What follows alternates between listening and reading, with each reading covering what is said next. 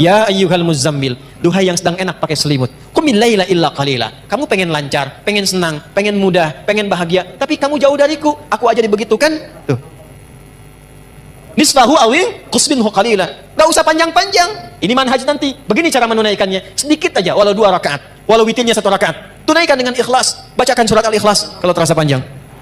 Kita lihat, yang paling menarik tuh begini. Lihat poinnya, lihat poinnya. Ini yang paling menarik. Allahu Akbar. Innalaka fin nahari sabahan tawila. Kamu ini menarik kata Allah. Siangnya sibuk cari dunia, malamnya terlelap dengan selimut. Cita-cita masuk surga, amalan belum cukup. Bangun dong tuh. Kerjakan dunia terus, tapi tidak ada investasi akhiratnya. Itu disebut oleh Al-Quran sebagai manusia rugi. Yang Allah inginkan, ambil dunia akhirat. Doa itu dipanjatkan dalam keadaan sadar. Bukan ada keberkahan di balik tahajud yang terkait dengan kehidupan kita. Paham? Ayyab'atsaka rabbuka maqaman mahmuda. Orang yang konsisten, ingat konsisten. Ya, bukan malam ini tahajud, besok tidak. Besoknya tahajud, besoknya tidak. Kenapa? Allah akan angkat derajatnya kalau di dunia itu karirnya atau pekerjaannya. Kalau di akhirat itu tingkatan surganya. Maqaman mahmuda, di tempat terbaik yang orang pun semua memahami dia memang layak. Tunaikan tahajud, minta sama Allah dalam sujud. Wasabbihu lailan tawila. Sujud tasbih, minta yang panjang supaya kurikulum yang disusun ini dimudahkan oleh Allah dengan 4 sifat ini. Kepada seluruh yang membersamai kajian ini di malam hari ini, juga saya lihat ada teman-teman dari Polri tadi lantas yang telah menata. Semoga semua sehat dan baik insya Allah. Malam ini waktu kita sangat terbatas, karena itu materi malam ini akan sangat padat. Mohon disiapkan kondisi kita untuk belajar. Dan materi ini akan menjadi penting dan jarang kita kaji mengenai kegiatan harian Nabi Muhammad sallallahu alaihi wasallam. Bagaimana kegiatan harian Nabi? Apa yang dikerjakan oleh beliau sallallahu alaihi wasallam dari bangun tidur sampai tidur lagi? Itulah yang menjadi topik inti bahasan kita yang kita kenal dengan kajian As-Sunnah An-Nabawiyah. Napak tilas kehidupan Nabi sallallahu alaihi wasallam. Di pertemuan yang lampau kita telah belajar tentang cara bangun tidur Nabi sallallahu alaihi wasallam.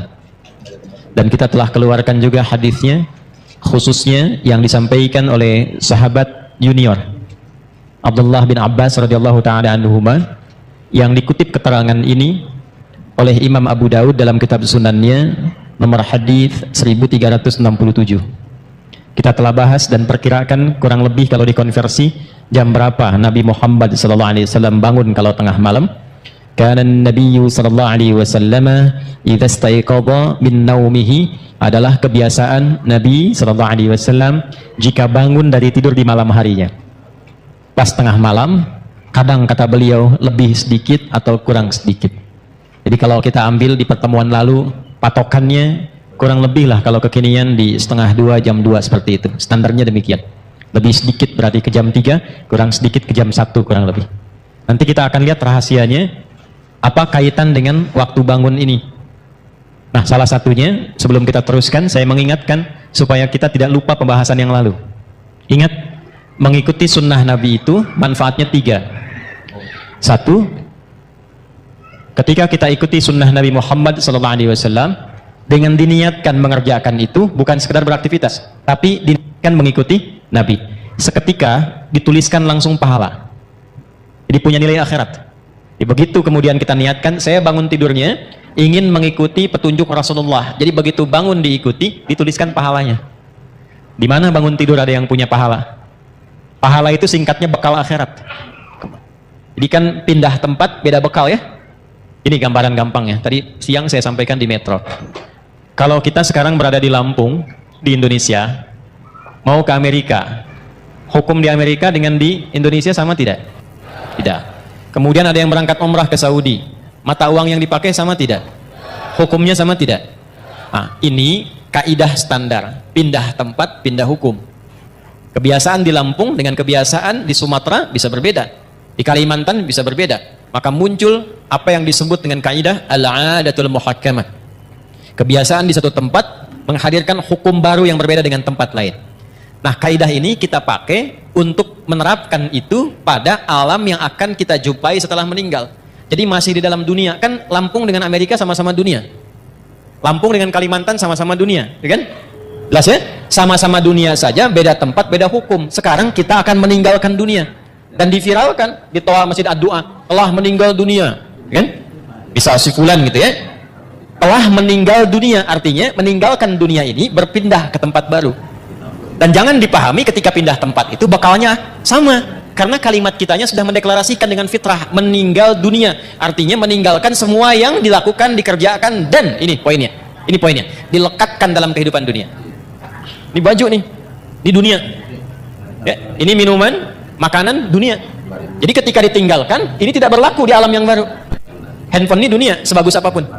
Antum pindah dari dunia ke alam baru, barzakh namanya. Tempatnya disebut dengan kubur. Pertanyaan saya, handphone sebagus-bagusnya itu ikut gak ke alam kuburnya? Beda hukum. Sayang kalau kangen nanti miskol aja ya, kalau papa meninggal nggak bisa. Mau miskolanya khairayarah, mau syarayarah tidak akan bisa masuk. Ya. Mayyamal miskola dzarratin khairayarah, ya? Ataupun syarayarah. Minuman juga begitu. Apa yang berlaku di dunia tidak berlaku di alam kubur, apalagi di akhirat. Maka balik bertanya, apa bekal saat kita nanti berpulang kepada Allah saat meninggalkan dunia ini? Maka diberi rumus. Ya, diberi rumus. Apa rumusnya? Pekerjaan kita yang dikerjakan di dunia itu disebut amal namanya. Semua amal itu saat dikerjakan akan punya nilai akhirat, dipandang baik oleh Allah. Bila perbuatan itu dipandang baik oleh Allah, maka seketika dia punya nilai akhirat. Sesuatu yang dipandang baik oleh Allah singkatnya disebut salih. Maka pekerjaan kita, amal kita, jika saat dilakukan bersamaan dengan itu punya nilai akhiratnya, pastikan semua amal itu punya sifat salih. Amal bertemu salih disebut dengan amal saleh. Nah, amal saleh itu maksudnya saat dikerjakan, dunianya dapat perbuatan itu, hasilnya ada, akhiratnya pun dituliskan. Itu yang dimaksudkan. Kalau orang cuma melakukan amal tanpa saleh, rugi dia. Allah kasih 24 jam nih dalam sehari. Kerjakan dunia terus, tapi tidak ada investasi akhiratnya. Itu disebut oleh Al-Quran sebagai manusia rugi. Bahkan turun satu surah 103. Ya, manusia yang beraktivitas namanya disebut insan. Manusia yang berdasarkan kecenderungan nafsunya disebut dengan bashar. Manusia dengan karakter lembutnya disebut dengan ins. Manusia dengan sifat sosialnya disebut nas. Manusia berdasarkan keturunannya disebut dengan Bani Adam. Ketika Allah menyebutkan manusia, nama terkait aktivitasnya disebut kalimat insan. Wal asr. Aku bersumpah demi waktu yang aku berikan pada manusia supaya diisi dengan perbuatan 24 jam. Cuma sayang, innal insana lafi khusr. Sungguh manusia yang beraktivitas menata waktu itu, mengisi waktu itu, tidak semuanya mendapatkan keuntungan. Tidak semua mampu mengolah waktu menjadi baik. Dan ada orang-orang yang ketika beraktivitas Allah pandang lafi khusr, rugi dia. Ya, rugi. Kenapa? Karena dia tidak menyiapkan, bukan dunianya, bukan. Di sini bukan bicara dunia. Bukan bicara dunia. Jadi kalaupun Anda sukses, terukur urusan dunianya. Jam 7 saya kerjakan ini, jam 8 melakukan ini, jam 9 rapat di sini, jam 12 mendapatkan hasil ini, jam 3, jam 4, jam 5, sampai tidur di malam hari. Tapi dunia, ayat ini tetap mengatakan Anda rugi. Karena ketika Anda meninggalkan dunia itu, ternyata tidak punya apa-apa untuk dibawa. Maka Allah memberikan pilihan. Ya, kalau saya tanya begini, Anda pilih dunia atau akhirat? Yang akhirat angkat tangan. Dah turun. Yang dunia? Ya, baik. Gak apa-apa, kan pilihan ya. Menang tidak dapat hadiah, kalah pun tidak dosa ya. Ternyata Anda banyaknya ngangkat pilih akhirat. Ternyata ketetapan Allah tidak begitu. Yang Allah inginkan, ambil dunia akhirat. Ya kan doanya begitu kan? Wa minhum may yaqulu rabbana atina fid dunya wa fil akhirati. Jadi nggak mungkin dapat akhirat kalau tidak melalui dunia. Jalan akhirat itu dunia. Nggak bisa, tanpa dunia dapat akhirat tuh nggak bisa. Bagaimana caranya sholat supaya benar? Tertutup aurat. Ini dunia untuk menutup itu. Ini dunia nih, tembok segalanya, dunia. Jadi untuk mendapatkan akhirat butuh apa? Nah, sifat pekerjaan dunia disebut amal. Sifat keberkahan akhirat disebut soleh. Kalau ingin sekaligus dunia akhirat, maka pastikan setiap amal jadi illalladzina amanu wa amilus. Kecuali orang beriman. Allah ingin memberikan sindiran halus tapi dalam. Standarnya orang beriman itu pasti sukses dunia akhirat. Jadi standar orang beriman itu pasti amalnya soleh. Ya, begitu mengerjakan perbuatan punya nilai akhiratnya. Ini apa fungsi mata apa? Melihat. Tapi orang beriman melihatnya bukan sekedar melihat, karena kalau cuma melihat itu dunia. Dunia semua bisa dilihat. Bagaimana caranya ketika mata ini melihat, melihatnya yang soleh? Karena itu ketika mata disebutkan imannya ikut untuk menunjukkan standar orang beriman, matanya pasti soleh. Quran surah 24. Laki-laki ayat 30, perempuan 31. Qul lil mu'minin, mata dulu sebelum iman dulu sebelum matanya. Viralkan Muhammad SAW pada setiap insan yang mengatakan dirinya beriman. Yaghuddu min absarihim, matanya hanya digunakan untuk melihat yang baik saja, yang saleh. Jadi imannya bekerja. Nanti kelihatan ngeceknya. Nanti pas mau pulang, kan sendal banyak tuh di luar ya. Yang soleh itu langsung, itu sendal kamu, yang lain jangan dilihat. Nah, itu mata soleh. Mata salah beda. Ya, yang bagus yang itu tuh cepet. Ya. Itu poin, dari mata turun ke lisan dulu, langsung ke hati aja. Ke lisan. Nah, lisan kalau pakai iman, maka bicaranya jadi amal soleh, bukan sekedar bicara. Sekarang yang bicara banyak. Saya bingung kenapa mudah sekali mencela orang, mudah merendahkan orang. Itu bukan tipikal insan beriman. Lisan insan beriman itu standarnya, imannya dulu baru lisannya. Quran surah 49 ayat 11, ya ayyuhalladzina amanu, iman dulu sebelum lisan. La yaskhar qaumin qaum, standar lisan orang beriman tidak mudah mencela. La yaghtab ba'dukum ba'dha, tidak bikin hoax, tidak mudah menggibah, tidak mudah membicarakan keburukan orang lain. Saya tidak begitu Ustaz, bagus, tidak seperti orang itu tuh, orang itu mah. Nah, itu lisan beriman, itu standar teman-teman, standar. Jadi kalau ada kehilangan itu sekarang, mengaku beriman mudah menjatuhkan orang dengan lisan, mudah mencela, berarti ada masalah dalam imannya, di bawah standar itu. Ya, sebentar. Ya, betul. Tuh kan, bayi juga protes tuh. Nah, sekarang untuk mengembalikan itu dari ujung kepala sampai ujung kaki supaya benar, jadi amal saleh, lisan ini ketika bicara baik, itu bukan sekedar dapat keberkahan dunia, tuliskan pahala akhiratnya. Ya, pahala akhiratnya dapatkan. Yang paling menarik nanti, dunia dapat, akhirat dituliskan. Itu satu, pola mengikuti Nabi. Dua, saya agak cepat. Orang yang membiasakan diri beraktivitas mengikuti kegiatan Nabi, maka Allah akan merubah orang itu menjadi orang baik yang punya sifat keteladanan. Langsung jadi teladan. Dalilnya apa? Quran surah ke-33 ayat 21. Laqad kana lakum fi rasulillahi uswatun,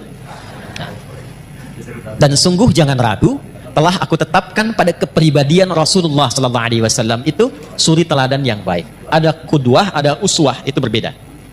Qudwah teladan bisa diikuti, tapi yang mengikuti belum tentu jadi teladan lagi.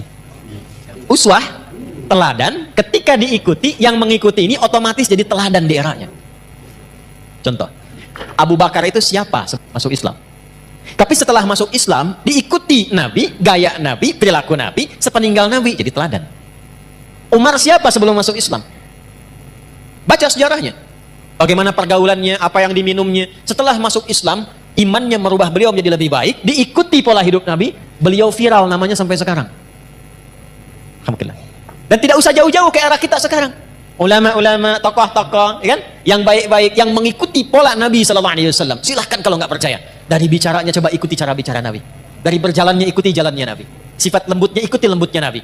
Jangankan kita mendapatkan kebaikannya, di saat yang sama kita menjadi teladan di bidangnya. Apapun itu. Makanya hanya Nabi Muhammad SAW yang diberikan oleh Allah kesempatan untuk mempraktekkan semua bagian inti kehidupan manusia. Anak beliau jadi anak, suami jadi suami, kemudian maaf, suaminya pun diperkenankan istrinya lebih daripada 4. Kenapa? Saya pernah sampaikan termasuk di sini, karena seluruh istri Nabi itu mewakili semua karakter perempuan di muka bumi. Jadi nanti kalau antum pulang ke rumah, tinggal dicek istri antum mirip siapa. Hah? Lihat tuh. Kalau Sayyidah Khadijah agak jarang tuh, begitu dilihat setengah masalah hilang. Ya, Sayyidah Khadijah dengar kata-katanya, masalah hilang betulan. Antum lihat istri tambah masalah, repot. Ya. Nah, maka berlatih. Jadi ayah, figur. Jadi kakek, figur. Jadi pemimpin, figur. Pedagang, figur. Perawat yatim, figur. Jadi tetangga, figur. Tetangga Nabi. Sekarang tetangga masa gitu. Ya. Dulu semua jadi contoh. Nah, ini poin. Yang telah kepada orang itu. Turun cinta Allah. Ini yang mahal. Jadi antara amalan yang cepat mendapatkan cinta Allah itu salah satu amalan yang intinya mencoba meneladani keutamaan Rasulullah SAW. Itu begitu dikerjakan, walaupun mungkin awalannya sederhana, tapi kita sedang mencoba mendapatkan cinta Allah Subhanahu Wa Taala. Apa dalilnya? Quran surah ketiga Ali Imran di ayat ke-31. Qul in kuntum tuhibbunallaha fattabi'uni yuhibbukumullah. Katakan Muhammad, viralkan kepada umatmu, siapa yang serius mencintai Allah, buktikan cintanya dengan mengikuti petunjuk Nabi Muhammad SAW. Ikuti kebiasaannya. Bukan hanya sholatnya, awas. Sholatnya seperti sholat Nabi, bagus. Akhlaknya kayak Nabi nggak? Jangan sampai sholatnya ritual diikuti, tapi hikmah sholatnya nggak dipraktekkan. Inna sholata tanha anil fakhsya. Katanya sholatnya pakai dalil, tapi lisannya fakhsya, manfaat sholatnya nggak ada. Tangannya mungkar, manfaat sholatnya nggak ada. Itu poinnya. Jadi semua aspek bagian kehidupan kita ketika diikutkan mengikuti Nabi, bukan hanya sholatnya, tidurnya, jalannya, berpakaiannya, bahkan mau masuk toiletnya, keluar toiletnya, saat yang sama Allah menurunkan cintanya. Kalau sudah cinta Allah diturunkan, maka semua akses dibuka, semua salah ditutup. Dosa diampuni, wa yaghfir lakum dzunubakum. Diampuni dosa itu artinya dijaga hidup kita dari perbuatan-perbuatan salah, apapun pekerjaan kita selama hidup. Jelas sampai sini? Paham? Nah, pertemuan lalu kita sudah belajar tentang cara bangun tidurnya Nabi SAW. Maksud saya, evaluasi dulu sebelum kita melanjutkan pada pembahasan berikutnya. Sampai detik ini Anda datang di tempat ini, berapa dari bagian yang sudah saya jelaskan yang sudah kita amalkan? Ya, karena Nabi SAW, saya bacakan lagi hadisnya. Adalah kebiasaan Nabi SAW. Idza staiqadha min naumihi, kalau beliau bangun dari tidurnya, fajalasa, maka beliau duduk terlebih dahulu. Ya, secara medis ini bagus, sesuai. Jadi jangan langsung bangun, langsung lari ke kamar mandi, sempoyongan jatuh hantu. Ya, duduk dulu tenang. Tapi niatkan bukan sekedar duduk, bukan karena medis mengatakan itu baik, bukan. Karena Nabi ngasih contoh. Itu poinnya. Kemudian, bamasaha biyadihi min athari naumi. Dia gunakan bagian tangannya yang bersih untuk menghilangkan bekas ngantuknya. Ya. Jadi walaupun bangunnya setengah dua, duduk dulu. Kan dalam duduk itu yang tenang kadang-kadang kan masih begini, ya. Apa bahasa Jepangnya? Nundutan, gitu ya. Ya, kadang kan masih begini kan, begitu sadar udah jam 2 dan itu belum sadar penuh. Jadi bukan langsung baca doa. Doa itu dipanjatkan dalam keadaan sadar. Bukan masih ngantuk. Maka sunnah yang kedua, hilangkan dulu bekas ngantuknya dengan tangan yang diduga bersih. Jelas? Baru setelah itu faqara'a khawatima Ali Imran, membacakan 11 ayat terakhir surah Ali Imran. Ya, baca di situ, dibacakan dengan lisan, difahami dengan pikiran, diniatkan dengan hati untuk mengamalkan. Kita sudah bahas di pertemuan lalu, intinya menyusun kurikulum hidup di hari itu, dunia sampai akhiratnya. Kan spiritnya begitu ya? Bagi yang baru bergabung, lihat lagi episode yang sebelumnya. Jadi nggak ada orang Islam bangun tidur yang nggak punya agenda, nggak ada begitu. Standar orang Islam itu bangun sudah punya agenda, hari itu mau ngapain? Bangun tidur apa yang mau saya kerjakan? Jam 5 apa yang saya lakukan? Nanti subuh jamaah di mana? Zuhur jamaah di mana? Asar jamaah di mana? Meeting jam berapa? Bagaimana ngatur cara rapat itu yang tidak bertabrakan dengan waktu sholat? Bagaimana ngatur pekerjaan yang nanti dalam saat yang bersamaan masih bisa murajaah? Misal, diatur. Orang Islam itu begitu. Makanya dibikin formatnya dengan nama-nama waktu sholat. Begitu bangun ketemu subuh. Setelah itu kan dari kata asbah yang sudah siap dengan rencana. Was-subhi idza tanaffas. Quran surah 81 ayat 18. Dan aku bersumpah demi waktu subuh kalau sudah tiba bersamaan dengan nafas yang keluar yang baru itu, agenda kita sudah tersusun. Cek di pertengahan siang, siang itu nahar, tapi zuhur. Zuhur itu dari kata idhar, jelas terang. Sudah jelas belum hasilnya? Jadi ibadah enggak? Atau cuma dunia saja? Evaluasi lagi. Kalau masih ada yang sulit, datang ke masjid, sholat, minta kemudahan. Kalau cuma dunia, tobat, datang ke masjid, dapatkan cinta Allah. Maka muncullah kemudian asar. Ingatkan, jangan sampai rugi. Karena sebentar lagi juga, kalau bukan meninggalkan dunia duluan, dunia meninggalkan kita. Maka diperlihatkan maghrib. Lihat ke alam tuh. Alam saja tidak selamanya terang. Pasti akan gelap. Lalu ujungnya adalah isya. Dari kata asya, pencarian ma'isya, sibuk. Kalau turun ke kasrah, isya, sesibuk-sibuknya, pasti akan selesai juga. Jadi kalau dengar adzan isya, Allahu Akbar, itu rasanya beda dengan maghrib. Lain dengan subuh. Kalau dengarnya pakai iman, itu lain. Kalau nggak pakai iman, beda rasanya. Adzan. Baru duhur asar lagi. Tapi kalau pakai iman lain, Allahu Akbar, Isya. Adi, sesibuk-sibuknya kamu pasti akan pulang. Apa yang sudah kamu siapkan untuk pulang? Pasti terpejam matamu setelah ini. Apa persiapanmu? Itu dalam sekali maknanya. Maghrib, asar beda kalau kita ngajinya dengan pemahaman. Tapi kalau ngajinya tidak dengan argumen hanya sentimen saja, kadang kita hanya memenuhi, kadang hanya memenuhi sebagian. Allahu Akbar, kecilin tuh toanya. Udah kecil Pak, cuman mic-nya aja yang kencang.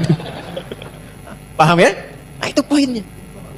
Nah jadi, apa yang kita bahas di pertemuan lalu, seharusnya sampai sekarang, diwujudkan oleh kita. Tidak ada kita bangun dari tidur, kecuali kita punya program yang terukur. Sampai pulang. Innaka la tukhliful mi'ad, sampai pas tajab, sampai istiqomah di ayat ke-200-nya.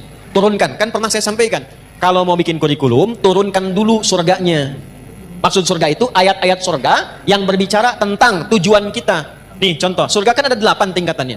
Dari 8 itu, antum mau masuk dari yang mana? Dulu sahabat begitu. Nanti baru jadi profesi. Contoh begini nih.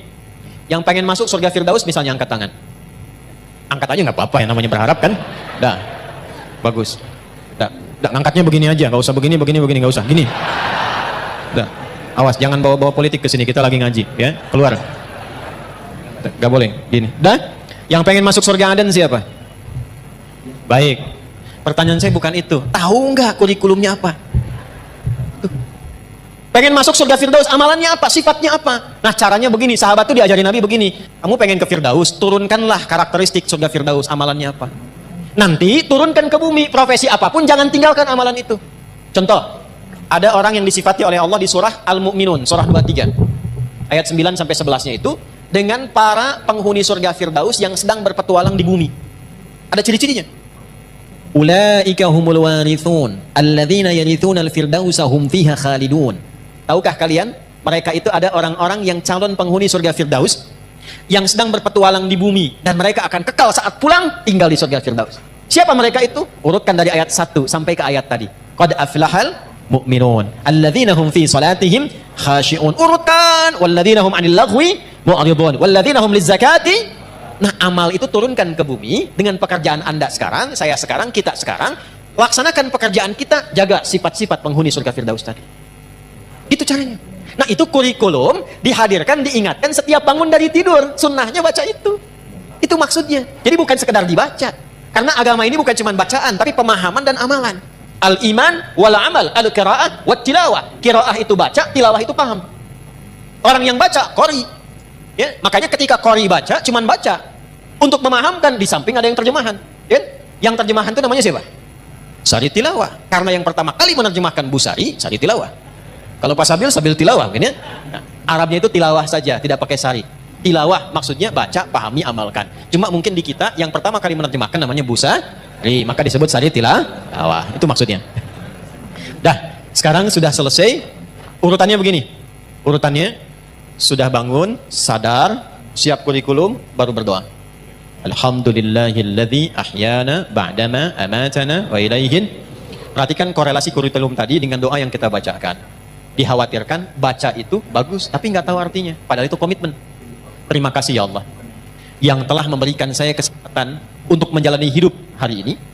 Mungkin saja engkau wafatkan aku dalam tidur bila sesuai ajal. Terima kasih engkau berikan aku kesempatan lagi beraktivitas. Perhatikan, wa ilaihin nusyur, dan aku berjanji untuk cari bekal lebih baik di hari ini sebagai persiapan kembali kepadamu.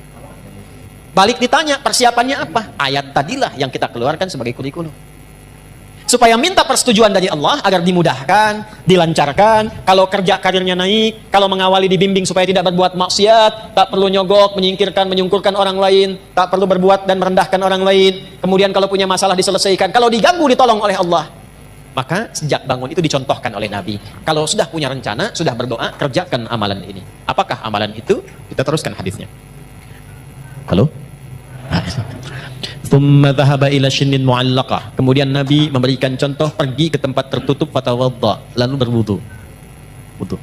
Wudu sudah pernah saya contohkan di fikih salat dulu ya. Tidak perlu diulang lagi di sini sehingga nanti teman-teman yang baru bergabung lihat episode sebelumnya. Ada tambahan yang suami istri sudah bergaul kemudian mandi terlebih dahulu. Dan saya sudah bikin video khusus tentang mandi janabah. Ya, bahkan saya praktekkan masih pakai baju tuh bersih dengan air itu ya. Silakan dicek, itu sudah saya tunjukkan. Sekarang amalan apa setelah wudhu itu? Yang saat kita mengamalkannya, dibawalah kurikulum tadi, dimintakan kepada Allah kemudahan dan segalanya.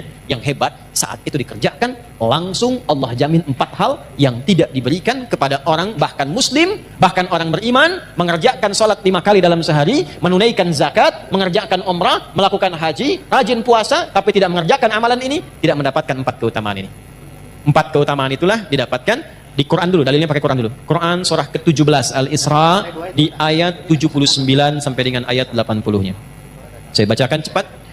Wa minal laili fatahajjad bih nafilatan laka. 1. Asa an yab'atsaka rabbuka maqaman mahmuda. 2. Wa qur rabbi adkhilni mudkhala sidq. 3. Wa akhrijni mukhraja sidq. 4. Waj'alni min ladunka sultanan nasira. Lihat kaitannya dengan kurikulum tadi. Saya agak cepat meraihkannya begini ya. Sebentar. Waktu kita terbatas, tolong fokus dengan baik ya. Belakang kelihatan ini? Ah ya, kelihatan. Belum saya tulis udah kelihatan. Imannya kuat banget belakang tuh. Nah, ini saya urutkan ya, diagramnya begini. Bangun. Ya. Bangun tidur. Siapa yang bilang begitu? Mau tidur, tidur lagi. Mau tidur doa, kan sudah Nabi ini. Bangun tidur, ya, duduk, hilangkan bekas ngantuk, hilangkan bekas kantuk. Kemudian setelah itu siapkan kurikulum. Ini dibaca tuh begini. Ada di ilmu psikologi, kalau kita ingin menguatkan diri itu, katakan dengan lisan kita. Katakan supaya makin kuat. Itu ilmunya dipakai diantaranya oleh Korea untuk menyusul Jepang. Di Korea itu anak-anak kecil dulu yang dari TK-TK itu, kalau mau masuk sekolah atau bikin sesuatu, dia katakan harus lebih dari Jepang, harus lebih dari Jepang. Jadi Jepang misalnya bikin Honda, dia bikin Hyundai. Ya Hyundai saya tahu bahasanya, dibacanya Hyundai. Ya, apa saja Jepang masuk Piala Dunia, Korea mesti masuk. Ya, apa saja dibuat. Nah itu dikatakan Jepang lebih dulu. Masih ingat gak waktu dulu 97 tuh ada acara namanya Benteng Takeshi, ya kan? Begitu mau nembak, katakan kamu bisa, kamu bisa, kamu bisa, nah kan? Ya kan? Semusim dengan Dragon Ball itu kan? Ya, Susuke Watanabe dulu yang nulis Dragon Ball itu. Kenapa jadi ke situ ya? Nah ini bacakan, katakan Quran surah 3 ayat 190 sampai 200. Tapi saat dibaca itu kita sudah siapkan pekerjaan kita kan beda-beda. Tapi sifatnya sudah diturunkan. Setelah itu baru doa. Alhamdulillahilladzi ahyana ba'dama amatana wa ilaihin. Nah, setelah berdoa dan mengatakan wa ilaihin nusyur, barulah adabnya dicontohkan oleh Nabi. Bawa kurikulum ini, bersihkan diri dulu, wudu dengan baik, tunaikanlah kemudian amalan yang disebut dengan tahajud. Ya. Di tahajud ini bukan amal biasa. Ini penting. Ini rahasia di antara kita ya. Kita aja nih malam ini. Shh. Tahajud itu amal yang tidak pernah ditinggalkan Nabi, bahkan dalam sakit dan misi militernya. Nabi dikonfirmasi oleh Sayyidah Aisyah radhiyallahu taala anha, dalam sakit pun itu masih memaksakan tahajud walaupun sampai duduk. Bengkak kaki masih tahajud. Kesaksian beberapa sahabat menjelang misi militer karena diserang harus bertahan. Maka yang terjadi apa? Semua bersiap, berbaris, ada yang lihat semua tidur kecuali Nabi di bawah pohon masih tahajud. Masih tahajud.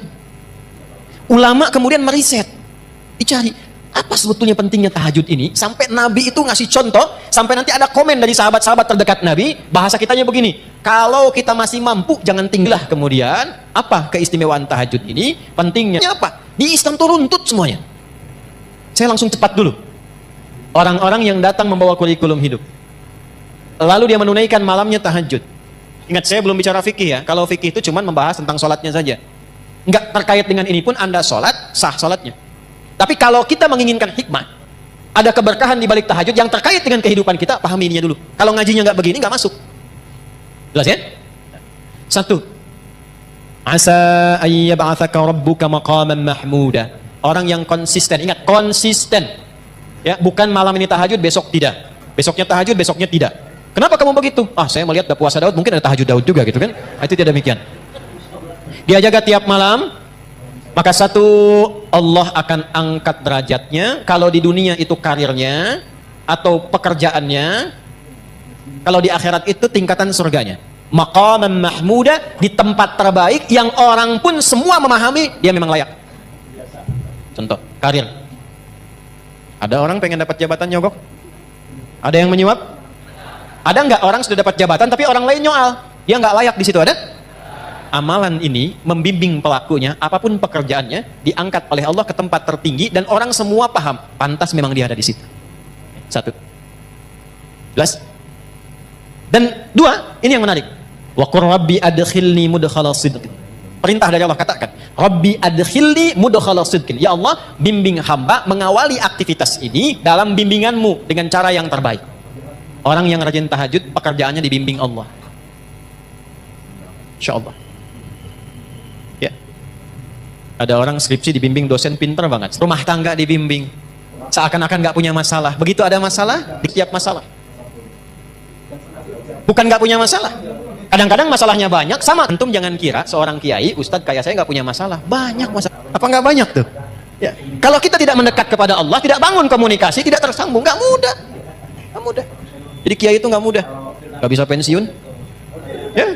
Nggak boleh menyembunyikan ilmu, ngajar nggak boleh cari dunia, nggak boleh saya mikirin amplop, Doa-doa besar nih, kalau tebal itu sahih. Kalau tipis, dhaif. Tipis tapi banyak, sahih li ghairihi. Nggak ada. Nggak boleh bicara tarif, nggak boleh minta-minta begitu, ikhlas kalau mengajar. Jangan menyembunyikan. Yang paling repot tuh begini, kalau disampaikan, ente ngamalkan. Jadi kalau saya misalnya sekarang pandai nasihati, tidak mengamalkan, itu dicela oleh Allah. Afala ta'qilun? Otak kamu di mana, kata Allah. Dan nggak bisa pensiun. Itu kalau nggak bangun komunikasi, tersambung dengan Allah dengan cara yang baik, tidak mudah. Yang keempat, waj'alli min ladunka sultanan asyara. Dilindungi oleh Allah. Allah langsung yang lindungi. Bisnis, jangan dikira teman-teman itu berjalan begitu saja. Ada persaingan. Kadang-kadang Anda yang pasang tender begitu dapat, orang lain yang ngambil. Ada begitu?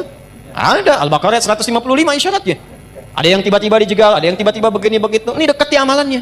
Jadi begitu kita menunaikan tahajud, bukan persoalan detilkan sekarang, bukan. Kurikulum kita apa nih kegiatannya? Antum pekerjaan apa? Di kebun? Di sawah? Bertani? Berkantor? Jualan? Dagang? Ini kan kurikulumnya. Susun sampai akhirat, tunaikan tahajud, minta sama Allah dalam sujud. Karena itu di Al-Insan ayat ke-26 dikonfirmasi di ujungnya, wasabbihu lailan tawila. Sujud, tasbih, minta yang panjang supaya kurikulum yang disusun ini dimudahkan oleh Allah dengan 4 sifat ini. Kalau belum sanggup bangun, ya Allah, itu disindir lagi di Quran surah 73 itu. Ya ayyuhal muzammil, duhai yang sedang enak pakai selimut. Qumil laila illa qalila. Kamu pengen lancar, pengen senang, pengen mudah, pengen bahagia, tapi kamu jauh dariku. Aku aja dibegitukan. Tuh. Nisfahu awi qusminhu qalila. Gak usah panjang-panjang. Ini manhaj nanti. Begini cara menunaikannya. Sedikit aja, walau 2 rakaat. Walau witirnya 1 rakaat. Tunaikan dengan ikhlas. Bacakan surat Al-Ikhlas kalau terasa panjang. Kita lihat. Yang paling menarik tuh begini. Lihat poinnya. Lihat poinnya. Ini yang paling menarik. Allahu Akbar. Innalaka fin nahari sabahan tawila. Kamu ini menarik, kata Allah. Siangnya sibuk cari dunia. Malamnya terlelap dengan selimut. Cita-cita masuk surga, amalan belum cukup. Bangun dong tuh, bangun. Jadi kalau ditanya apa manfaat tahajud dan apa hubungannya dengan doa saat bangun tidur, ini korelasinya. Seakan-akan mengatakan begini, maukah engkau berikrar menjadikan aku, bersaksi aku sebagai Tuhan, nanti yang saat engkau hidup, aku akan perhatikan kau. Aku akan berikan kebutuhanmu. Aku akan sembuhkan kalau sakit. Aku akan penuhi apa yang kau minta. Akulah Rabb. Dengan sifat rububiyahnya. Kata Nabi, da'autallaha bi asma'il a'zam. Idza du'iya bihi azaba wa idza su'ila biha a'ta. Engkau baru saja bermohon kepada Allah dengan menyebutkan nama-namanya yang paling dahsyat. Yang kalau engkau berdoa dengan mengawali nama-nama itu, maka semua doa akan dikabulkan, semua permintaan akan diberikan.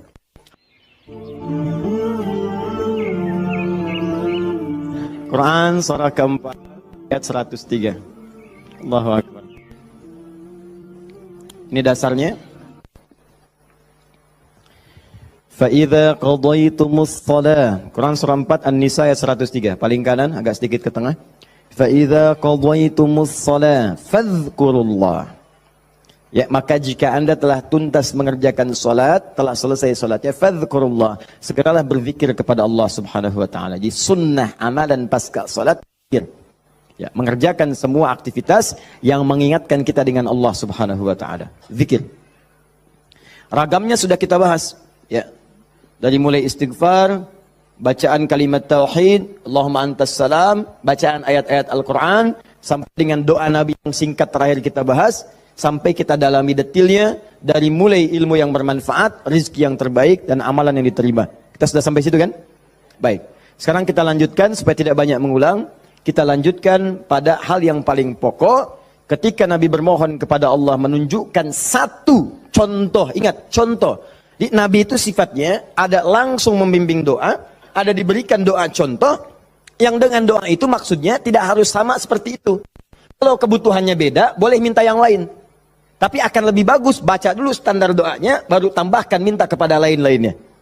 Misal, kita turunkan misalnya, kalau anda punya kebutuhan pasca salat, ingin berdoa, boleh. Apa dalilnya? Di Ibnu Majah itu, nomor hadis 925. Nabi berikan doa standar. Allahumma inni as'aluka ilman nafi'a wa rizqan thayyiba wa amalan mutaqabbala. Minta ilmu, awas, yang bermanfaat. Minta rizki yang berkah dan mohon diterima amalannya. Ilmu bermanfaat, rizki berkah, diterima amalan. Tiba-tiba anda punya permintaan spesifik misalnya. Ustaz, Saya seorang ibu, sekarang sedang mengandung, pengen kandungannya itu Ustaz diberkahi oleh Allah. Pengen lahirannya lancar, pengen normal, pengen baik. Apa doanya? Apakah boleh berdoa setelah itu? Boleh. Karena tadi doa yang disampaikan itu standar dari Nabi yang pokok, yang memberikan contoh. Maksudnya silahkan berdoa, apa saja minta. Kalau nggak kepikiran doa, minta doa dengan yang standar ini. Itu maksudnya. Dia tidak harus terbatas dengan doa itu, tapi jadikan sebagai patokan doa, setelah itu minta yang lain-lainnya. Paham? Baik. Nah sekarang saya ingin ajarkan, ada isyarat dalam Al-Quran, bagaimana supaya doa kita mau minta apapun selama baik menurut Allah itu akan cepat dikabulkan. Seperti apa mintanya? Yuk, saya turunkan dulu satu. Kita pelajari dasarnya dulu ya. Quran surah ke-7 ayat 23. Dasarnya dulu. Nanti baru masuk kepada doanya. 2 Quran surah ke-28.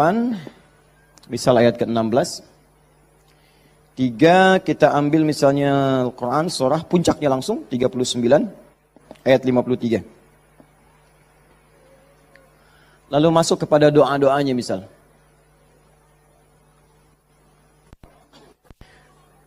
Saya ambil beberapa contoh yang sering ditanyakan, misalnya Quran surah ketiga ayat 38 sampai 39. Ditafsir dengan Quran surah ke-19 dari ayat ketiga misalnya sampai ayat ke-15 ya.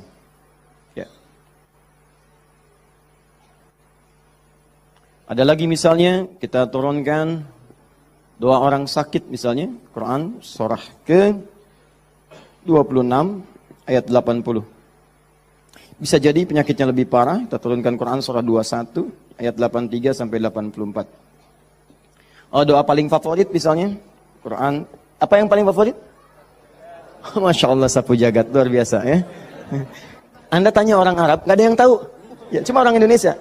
Atarif sapu jagat? Sapu jagat. Orang Indonesia luar biasa. Ada doa sapu jagat, doa sapu gak ada jagatnya, doa jagat gak ada sapunya. Quran surah 2 ayat 201. Paling kanan sebelah bawah. Saya contohkan ini dulu ya, yang lainnya banyak. Saya contohkan dulu sedikit supaya agak batas untuk kita bisa berdialog. Begini, kita mulai. Mohon izin, saya itu minta contoh gelas dengan air, bukan karena memang biasanya ada itu, bukan. Karena ingin mencontohkan tentang bab doa ini. Ya, ingin mencontohkan tentang bab doa. Perhatikan sini, fokus baik-baik. Lihat sini. Saya tidak akan minum sekarang. Lihat sini, fokus. Ini gelas, ada airnya. Warnanya apa? Bening, ya, warnanya bening. Nah, sekarang lihat, ada penutupnya? Halus atau keras? Baik, udah jangan main tebak-tebakan, kita coba dulu ya. Kalau tidak tahu katakan Allah Adam. Lihat sini, ini spidol. Fokus. Perhatikan sini. Saya ingin masukkan ke dalam gelas. Masuk tidak? Kenapa? Ada penutupnya, tuh, cukup agak lumayan. Ada lagi kalau ditutupnya seperti ini. Karena ini nggak ada penutup, kadang-kadang apa yang ada itu yang digunakan. Tisu misalnya. Lebih halus daripada yang tadi. Perhatikan baik-baik. Ini kalau dimasukkan bisa masuk. Ya, bisa, sudah. Kemudian lihat baik-baik, ada yang lebih keras lagi daripada yang pertama. Ini yang pertama, ini yang kedua.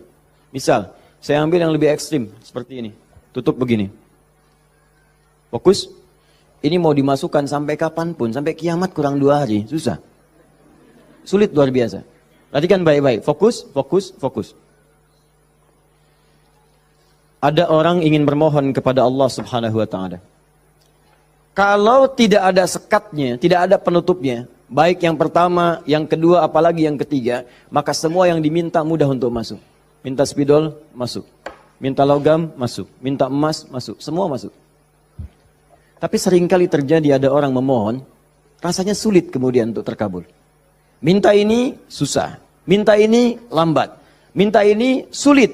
Dan ini melanggar kaidah yang umum. Kaidah umumnya mengatakan setiap berdoa akan dikabulkan sepanjang itu baik bagi dirinya. Dan itu memang baik, tapi kenapa tidak masuk gitu? Misal kaidah standarnya di Al-Quran surah kedua Al-Baqarah ayat 186. Paling kiri sebelah bawah.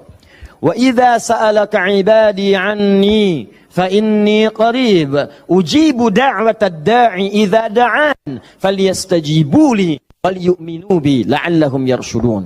Kata Allah, Muhammad sallallahu alaihi wasallam, sampaikan kepada umatmu, jika kalian nanti ingin mencari Allah, kamu ditanya, ada yang ingin mencariku, mencari Allah, katakan padanya, enggak usah dicari, saya dekat.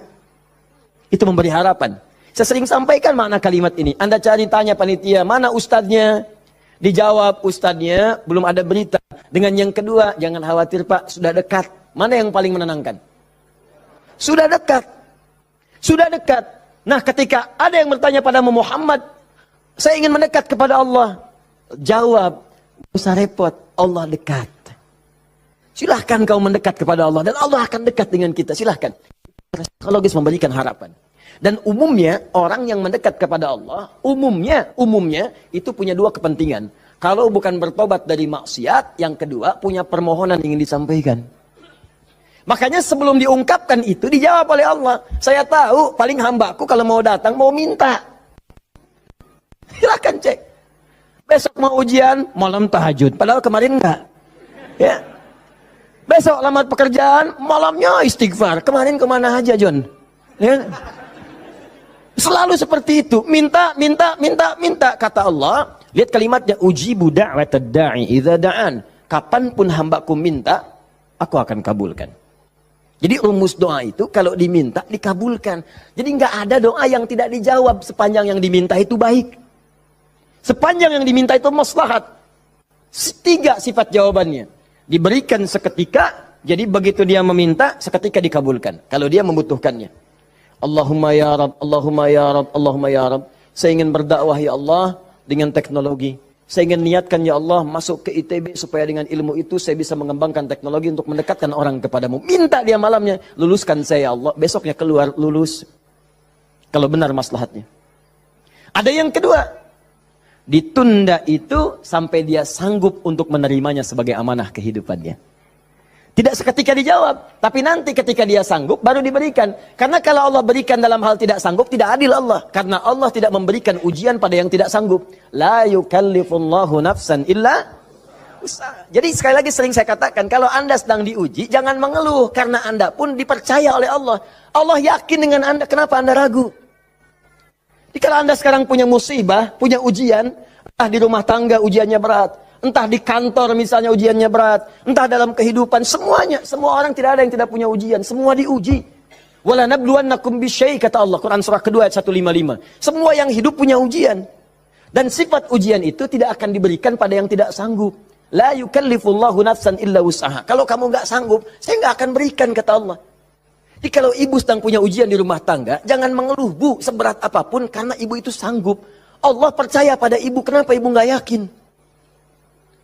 Antum punya ujian di kantor, berat rasanya Ustadz, betul memang berat, tapi Anda yang sanggup. Kalau ujian itu diberikan pada Adi Hidayat nggak sanggup. Anda hebat, kata Allah, kenapa Anda mengeluh? Ya Allah, kenapa saya? Ya Allah, ya emang kamu yang sanggup. Why me? Why not? Iya. Jadi semuanya itu ada ukurannya, nggak usah khawatir itu dengan itu semua. Ada takarannya, ya. Dan Allah itu punya sifat keadilan yang sangat luar biasa. Rizki adil, semua diberikan. Kadang-kadang itu nalar belum sanggup menalarnya. Yakin dulu iman, begitu iman hikmah datang. Kan dulu pernah saya sampaikan untuk analogi sederhana tentang cicak dan nyamuk. Masih ingat? Coba cicak, bagaimana beraktivitasnya? Merayap di mana? Dinding. Makanannya apa? Yang paling utama nyamuk. Nyamuk apa aktivitasnya? Terbang. Nyamuknya punya sayap, cicaknya tidak. Kan pernah saya sampaikan, kalau nyamuknya punya akal dan jenius, cicak jadi mainan. Cicak di dinding, dia dekat lampu. Cicak, ayo sini kalau berani. Alhamdulillah, hewan tidak diberi akal. Tapi bukan itu yang mau saya sampaikan. Keadilan Allah menjadikan cicak tetap mendapatkan makanan. Orang tua kita nggak punya banyak dalil. Cuman fitrahnya memberikan kepada kita gambaran-gambaran kehidupan. Dikatakan oleh mereka, cicak diam-diam. Bayangkan, yang Allah tuntut cak, merayap. Rayap aja. Mau diam-diam, mau biasa. Dicontohkan, diam-diam aja merayap. Diam-diam merayap. Teruskan, datang seekor nyamuk. Ketika cicak merayap, datang seekor nyamuk. Bukan cicak yang mendatangi nyamuk, nyamuk yang mendatangi cicak. Siapa yang memberikan dorongan nyamuk datang ke cicak? Allah. Jadi kalau dia mengerjakan ikhtiar dari Allah, maka datanglah hasilnya. Cicak, kamu merayap aja. Begitu merayap, datang seekor nyamuk. Selanjutnya, silahkan. Ya. Tangkap, selesai. Itu poin yang pertama. Jadi saya ingin berikan gambaran dalam kehidupan ada unsur keadilan yang diberikan oleh Allah Subhanahu wa taala. Jadi yang pertama tadi langsung diberikan, yang kedua ditunda dia saat sanggup menerimanya. Kalau nggak sanggup, nggak akan dikasih. Anda punya anak 5 tahun, ya, pengen minta hadiah pada Anda. Bobo, motor. Pengen minta motor. Anak 5 tahun pengen minta motor beneran, dibelikan nggak? Ya, Anda memang mampu. Tapi pada saat itu nanti nak ya, Bapak belikan motor yang hebat. Sekarang motor yang ini dulu, motor-motoran. Setelah itu dia siap 2 tahun, 3 tahun, 4 tahun, 10 tahun ke depan diberikanlah motor itu. Apa karena Anda tak mampu memberi? Tidak, karena dia belum siap. Anda minta sekarang, tiba-tiba 10 tahun kemudian Anda dapatkan. Cuman saat dapat Anda nggak sadar kalau itu tuh hasil doa Anda yang dulu. Itu. Kadang-kadang demikian. Anda pengen jadi dokter. Ujungnya kan dokter, masuknya pengen ke UI. Tiba-tiba keterimanya di Undip misalnya. Tapi kan jadi dokter juga. Anda pengen proyek yang besar, dikerjakan sekarang, nggak dapat, doa belum terkabulkan. Tiba-tiba 10 tahun kemudian, dapat proyek yang besar, yang nilainya ternyata diakumulasikan 10 tahun ke belakang. Itu doa Anda. Kalau pengen bukti lebih dalam, betapa banyak orang tua yang berdoa sejak anaknya masih dalam kandungan. Pengen ini, pengen itu, dikabulkan setelah anaknya 20 tahun dia keluar dari kandungannya. Itu kan hasilnya.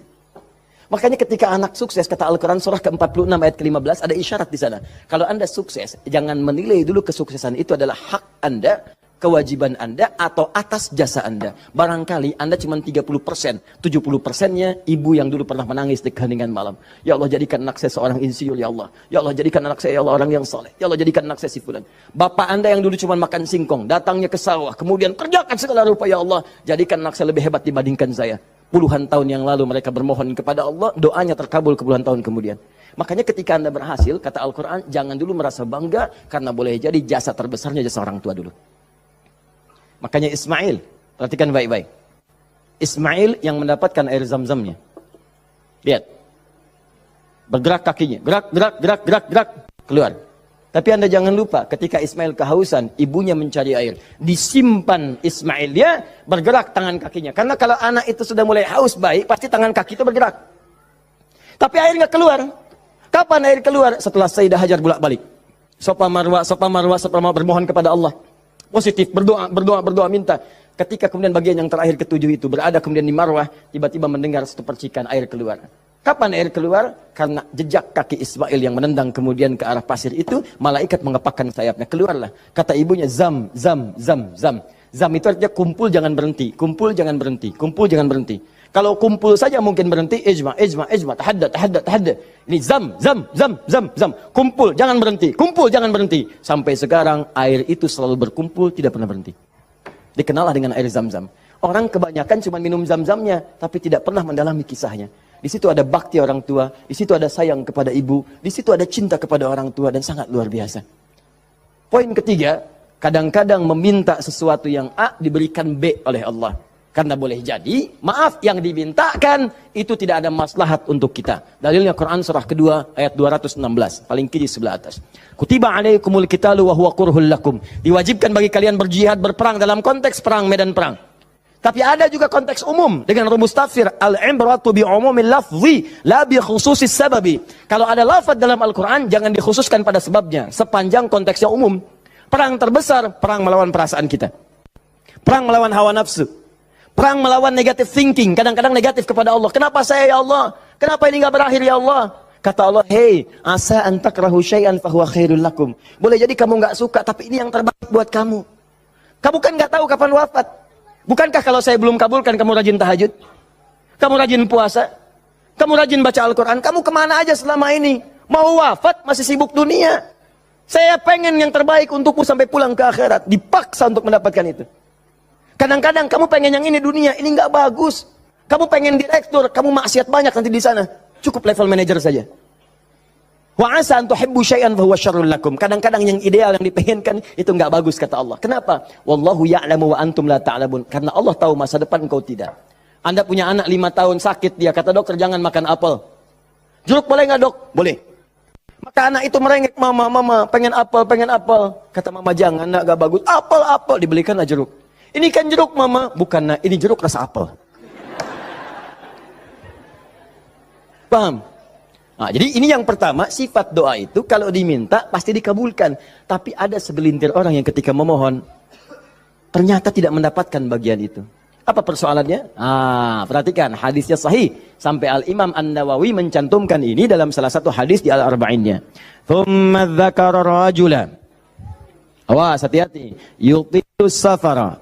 Thumma dzakara rajula. Yutilus safara. Ash'atha aghbara. Lalu Nabi mengisahkan tentang seorang lelaki yang menempuh perjalanan panjang sampai tampilannya penuh debu. Ya, bahasa Inggrisnya kurang lebih the kill of the kumel. Ya. Jadi udah banyak debu lah ya dalam dirinya. Awas ya, yamuddu yadaihi ilas sama, lalu mengangkat tangannya ke langit, ngangkat tangan. Nanti saya ajarkan fikih mengangkat tangan ya. Fa yaqulu ya Rab, dan dia berkata ya Rab. Fokus sebentar. Orang ini kisahnya itu punya permohonan yang sangat berat ingin disampaikan. Penting permohonannya. Sangat pengen dijawab. Lalu dia melihat cara doa cepat dikabulkan. Di antaranya ada tiga. Satu, doa dalam perjalanan. Perjalanannya perjalanan pada ketaatan, bukan maksiat. Awas hati-hati, bukan perjalanan maksiat. Dan bukan jalan-jalan biasa. Awas hati-hati. Kau mau kemana? Mau ke Hawaii? Titip doa ya. Doa orang safar kan dijawab. Tuh yang umrah, yang haji, gitu kan? Ya, itu yang diminta kan. Mohon, minta. Tapi kalau yang perjalanan maksiat tidak. Bro, mau kemana? Las Vegas. Titip doa ya. Itu belum dimohon dan ditolak. Ya, belum dimohon. Jadi, satu, menempuh perjalanan panjang. Kedua, orang yang mengangkat tangan. Jadi usahakan nanti saat berdoa itu biarkan mengangkat tangan. Nanti ada fikihnya. Ada yang cuma satu jari misalnya, ya saat khutbah Jumat Khatib ada. Ya, ada yang kemudian mengangkat tangannya, ada yang rendah, ada yang tinggi, ada yang posisi begini ada saat istisqa. Yang standar itu angkat kedua tangannya, ya sejajar dengan dadanya di sini, sejajar. Sini ya. Dan nggak usah malu. Allah itu kan tidak akan malu untuk memberi. Justru Allah itu dalam hadis sahih. Allah akan merasa malu, di sini bahasa kiasan, majas maksudnya. Membiarkan seseorang yang mengangkat tangannya, kemudian dalam keadaan hampa, artinya tidak menjawab doanya. Dia ada seorang bertanya kepada Rasulullah, ya Rasulullah, bagaimana seorang berdoa mengangkat tangannya? Kemudian Nabi mengatakan, bagaimana menurutmu kalau ada seseorang meminta kepadamu menengadahkan tangannya begini? Ustaz, tolong Ustaz. Di depannya langsung begini. Dua-duanya begini. Kata orang ini, saya malu kalau nggak ngasih.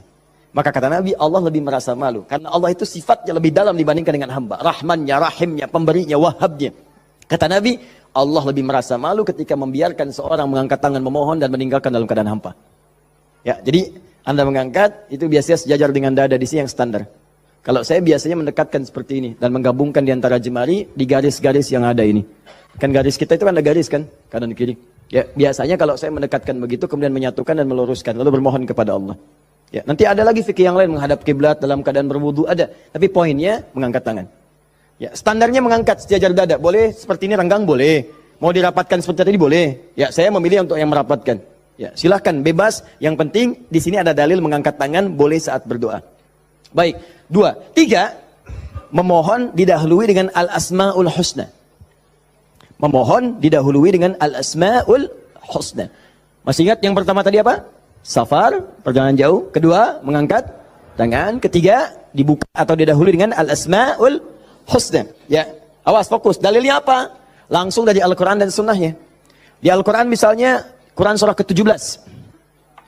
Sudah? Dari ayat 110-nya. Ketika Allah sampaikan, Qulid Allah awid'ur rahman. Ayyamma tad'u falahul asmaul husna.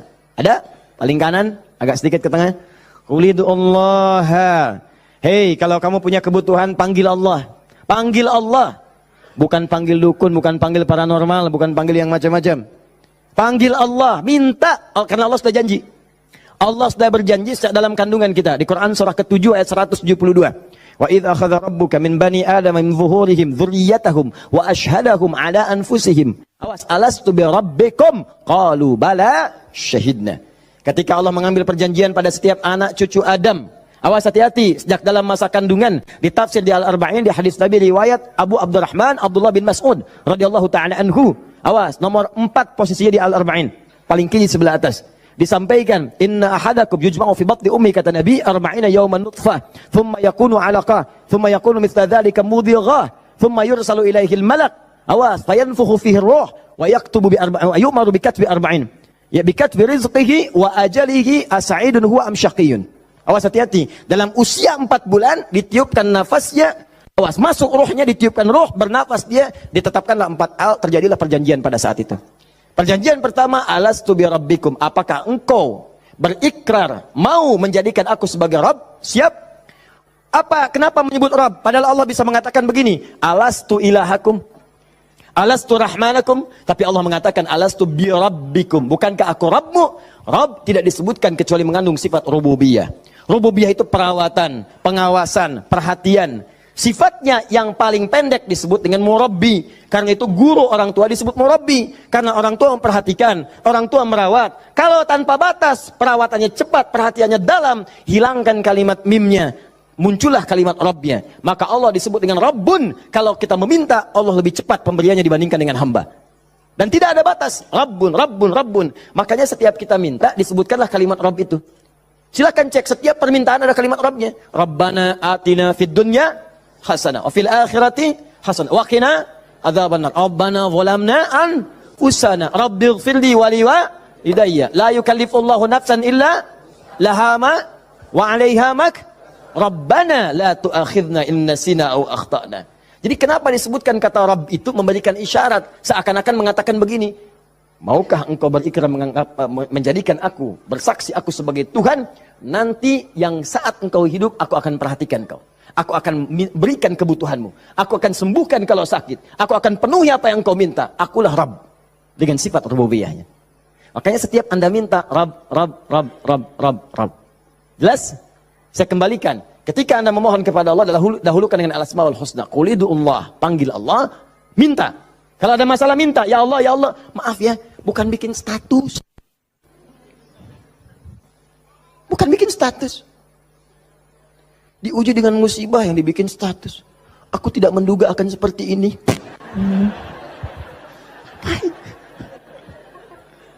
Terus yang tidak lucu, kenapa doanya di media sosial? Doa itu di mihrab, doa di kamar, doa di masjid, bukan doa di Facebook. Ya, doa di Instagram, doa di Facebook. Aminkan ya, like. Apa yang mau dicari? Udah minta yang betul. Minta yang mohon dengan khusyuk. Mohon, Quran surah 7 ayat 205. Wadhkur rabbaka fi nafsika tadarruan wa khifatan wa dunal jahri minal qaul. Kalau butuh sesuatu, sebut nama Allah dalam jiwamu. Bukan dalam media sosialmu. Bukan di WhatsAppmu. Bukan di Instagrammu.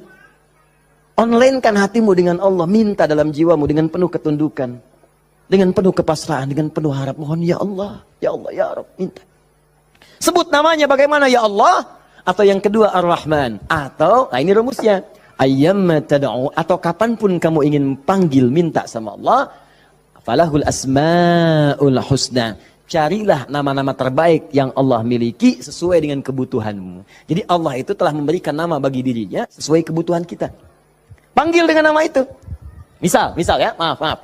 Anda terkait rezeki nih, mau bekerja, pengen rezeki yang berkah. Panggil namanya ya Allah, sambungkan dengan nama Asmaul Husnanya. Ya Allah, ya Razzaq. Teman-teman yang kuliah di kampus, di sekolah, besok mau ujian atau mau masuk sekolah belajar pertama, supaya diberikan ilmu yang dalam. Ya Allah, ya Alim. Allahumma faqihni fid din wa 'allimni ta'wil. Ya Allah, ya Alim, Rabbi zidni ilma warzuqni fahma. Ya Allah, ya Alim. Punya ujian berat, ya Allah ya Sabr. Diganggu di pekerjaan, di aktivitas, ya Allah ya Malik ya Jabbar. Minta. Dan jangan semua harus disebutkan. Nanti yang tidak dibutuhkan jadi muncul. Ya Allah ya Rahman ya Rahim ya Malik ya Kudus. Memang boleh, nggak apa-apa. Kalau untuk ibadah bacakan tuh boleh. Tapi kalau untuk bermohon saya sarankan cari yang sesuai kebutuhan. Kalau mau ibadah dengan menyebut nama saja boleh, silakan. Tujuannya apa? Zikrullah bi dzikri asma'il husna. Zikir kepada Allah dengan menyebut al-asmaul husna boleh. Ya Allah ya Rahman ya Rahim ya Malik ya Kudus sampai akhir. Saya dulu ujian pertama kali masuk jurusan akidah, begitu masuk pertama kali, soal ujian di akidah itu cuma 3. Tapi setiap akan menjawab 3 itu, selalu harus dituliskan Al-Asma'ul Husna dari awal sampai akhir, dengan hadisnya plus tafsirnya. Baru boleh jawab soal. Betul. Itu ujian saya dulu begitu. 3 soal Anda bayangkan. Setiap soal Al-Asma'ul Husna dulu. Tulis. Dengan dalilnya, hadisnya. Hadis itu dibagi 2. Hadis pokoknya, hadis klasifikasinya. Setelah itu tafsirnya, baru boleh jawab soal. Pertanyaannya mungkin gampang. Misalnya, berapakah rukun iman itu? Cuman sebelum dijawab, tulis dulu tadi itu. Ini spidol. Ini jari telunjuk saya. Habis ujian itu mirip nih, begini. Betul. Cuman saya nggak foto aja dulu itu. Ya. Saya pikir kenapa Ustadz saya begini ya. Akhir-akhir baru sadar saya. Allahu Akbar. Rupanya beliau ingin menanamkan kedekatan kita dengan Allah dimanapun berada. Sebab kalau kita mengingat, menuliskan terus, maka dia akan sampai apa yang kita tuliskan merasap ke dalam tangan kita. Minimal jadi saksi di hari kiamat. Ya. Di penanya, di hati kitanya, di bawahnya. Sehingga ingin merasakan taqarrub ilallah dalam setiap keadaan kita. Cari itu. Dapatkan, mintakan. Mohon. Nah, 3 syarat ini terpenuhi di orang tadi. Perhatikan, perjalanan jauh dia tempuh. Sampai tadi banyak debu. Angkat tangan, diangkat. Yamudu yadayhi ilas sama. 3, dia minta dengan Al-Asma'ul Husna. 3-tiganya lengkap. Seharusnya doa dia dikabulkan 3 kali lebih cepat dari orang biasa. Karena 3 hal tadi dipenuhi. Qurannya ada, hadisnya ada. Bahkan Sayyid Sabiq itu pernah menulis kitab Al-Aqaid Al-Islamiyah. Dalam bab Al-Asma'ul Husna disebutkan hadis. Hadisnya populer. Hampir kalimat-kalimat tauhid di kitab-kitab hadis ada hadis ini. Seorang setelah menunaikan salat kemudian berdoa kepada Allah Subhanahu wa taala di samping Nabi sallallahu alaihi wasallam. Dia berkata, "Allahumma ya Allahul Ahad. Ya Allahul Ahadus Samad, alladzi lam yalid wa lam yulad wa lam yakul lahu kufuwan ahad. Allahumma ighfirli." Dia sebelum mintanya Allahumma ighfirli, tapi sebelum minta didahului dengan Al-Asmaul Husna. Kata Nabi, "Atadri madza tad'u? Atadri madza da'ut?" Tahukah engkau bagaimana engkau baru saja berdoa? Allah wa Rasulullah alam, saya enggak tahu ya Rasulullah maksudnya apa. Kata Nabi, "Da'autallah bi asma'il a'zam. Idza du'iya bihi ajaba wa idza su'ila bihi a'ta." Engkau baru saja bermohon kepada Allah dengan menyebutkan nama-namanya yang paling dahsyat. Yang kalau engkau berdoa dengan mengawali nama-nama itu, maka semua doa akan dikabulkan, semua permintaan akan diberikan. Hadis selesai. Orang ini melakukan ketiganya. Tapi apa jawab Nabi? Allahu Akbar. Dia sudah menempuh perjalanan jauh, dia sudah mengangkat tangannya ke langit, dia menyebut ya Rab, ya Rab, ya Rab. Kata Nabi, "Anna yustajabu lidzalik." Bagaimana doamu bisa dijawab? Bahasa singkatnya, mustahil dijawab, mustahil dijawab. Mintalah kamu begitu sampai kiamat kurang 2 hari. Gak akan dijawab. Gak akan dijawab. Dia ada orang sudah mengerjakan 3 amalan dahsyat, tapi doanya gak dijawab. Kenapa dia? Allahu Akbar. Famat'amu haramun. Karena yang biasa dia makan haram. Mashrabu haramun, minumannya haram. Malbasu haramun, pakaiannya haram. Wa ghudhiya biharamin, dan sumber kehidupannya haram. Maka jadilah yang haram itu seperti sekat seperti ini. Nutuplah cawan doanya. Semakin banyak kumpul, jadilah sekatnya makin kuat begini. Jadi bukan Allah nggak ngabulkan, mau dikabulkan susah, mental terus tuh, mental. Karena masih tertutup dengan yang haram. Maka dari itu, kalau Anda banyak berdoa, padahal doa itu maslahat untuk Anda. Secara umum seharusnya dikabulkan secara umum. Tapi tiba-tiba kok aneh gitu. Enggak lagi. Coba lihat, mungkin ada sekat dalam diri Anda. Mungkin ada maksiat, ada yang haram pernah dikerjakan. Buka dulu, buka cawannya. Keluarkan yang haramnya. Buka. Bagaimana membuka itu? Inilah yang tadi kita contohkan dengan ayat-ayat tadi. Tidak ada manusia yang sempurna. Yang sempurna makhluk diciptakan. Makhluk yang sempurna itu cuma malaikat.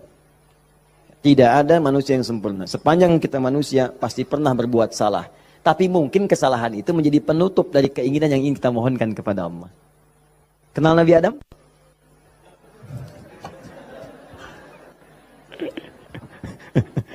Alhamdulillah. Habis puasa dapat Lailatul Qadar, kenal Nabi Adam. Nabi Adam itu manusia pertama yang diciptakan. Kemudian ditempatkan di surga. Surga miniatur, tugas pokoknya sebagai khalifah. bukan surga yang akan kita tinggali nanti. Secara singkat, di surga itu diberikan dua sifatnya, baik sebagai nabi ataupun sebagai manusia. Untuk pelajaran bagi kita anak cucunya. Disebut Bani Adam, semua anak manusia yang lahir sampai dengan nanti kiamat menjelang, itu semua anak cucu Adam. Ingat ya, disebut Bani Adam. Bani itu anak cucu sampai habis, Bani anak cucu. Jadi semua berasal dari Adam. Jangan pernah dengarkan, jangan pernah mau menyimak kalau ada orang mengatakan manusia bukan berasal dari Adam. Kalau ada yang mengatakan manusia berasal dari monyet, nggak usah dengarkan. Bilang aja, kalau Anda berasal dari monyet, silakan. Jangan ngajak-ngajak saya. Ya, Bani Adam. Nah, ketika dimasukkan ke surga, maka nikmat surga itu kan diberikan, jaminan kan, Nabi kan dijamin kan, Rasul dijamin kan, maka langsung dimasukkan. Tapi di situ dilatih sifat kemanusiaannya. Apa sifat kemanusiaannya? Quran surah kedua ayat 35. Wala taqraba hadhihi syajarata fatakuna minadh zalimin. Awas. Wa qulna ya Adam uskun anta wa zaujukal jannah. Kami firmankan, Adam, kamu dan pasanganmu, istrimu masuk ke dalam surga. Wa kula minha haitsu syi'tum ragadan haitsu syi'tum. Silakan nikmati semua kenikmatan di surga. Wala taqraba. Tapi jangan dekati ini. Jangan sentuh yang ini. Hadhihi syajarata, pohon yang ini. Sentuh pun gak boleh, mendekat gak boleh. Awas. Jadi nanti ada yang dahsyat, larang itu, larang. Perintahnya ada yang mendekat pun gak boleh. Apalagi dikerjakan. Zina, perintahnya wala taqrabu zina, jangan dekat-dekat. Jadi kalau ada perintah dalam Al-Quran jangan dekat-dekat, berarti dosanya gede, besar. Mendekat ya gak boleh. Kalau dikerjakan makin dahsyat dosanya. Makanya zina masuk ke dalam sab'ul mubiqat, 7 dosa besar. Dekat-dekat aja gak boleh. Nah, cuman psikologi masyarakat sekarang itu, kalau nggak boleh dekat-dekat, makin penasaran. Itu yang jadi masalah. Makanya di Quran itu seringkali tegas. Kerjakan jahanam, kerjakan neraka. Harus begitu. Karena ada orang itu kalau dilarang suka penasaran. Nih, lubang, jalan. Di lubang ini ada buaya, lompatnya tinggi. Ada tulisan di sini, hati-hati, dilarang nengok. Lewat. Apa sih ini? Penasaran. Oh, gitu. Jadi kalau masih begini, kadang pengen dilihat, ganti kalimatnya, nengok, wafat.